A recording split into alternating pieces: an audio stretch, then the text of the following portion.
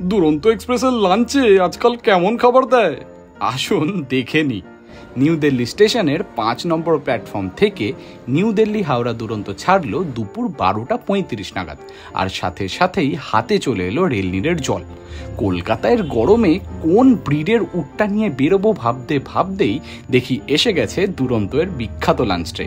পরিষ্কার পরিচ্ছন্ন প্যাকেজিং, আর ট্রেতে ছিল টোটাল 5টা আইটেম, কিন্তু সারপ্রাইজিংলি চামচটা ভাই স্টিলের ছিল। Kitchen curry was as sizzling as Hardik Pandya's innings.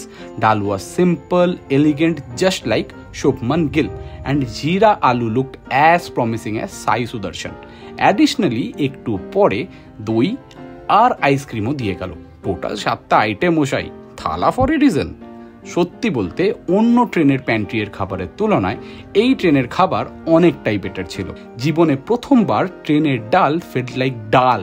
জিরা aloo was so tasty, chicken was well cooked, সেই জন্য a big thumbs up to Duronto's lunch.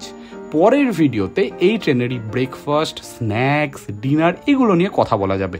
আপাতত বাপু আমি আইসক্রিমটা শেষ করি, দেখা হচ্ছে পরের ভিডিওতে। টাটা।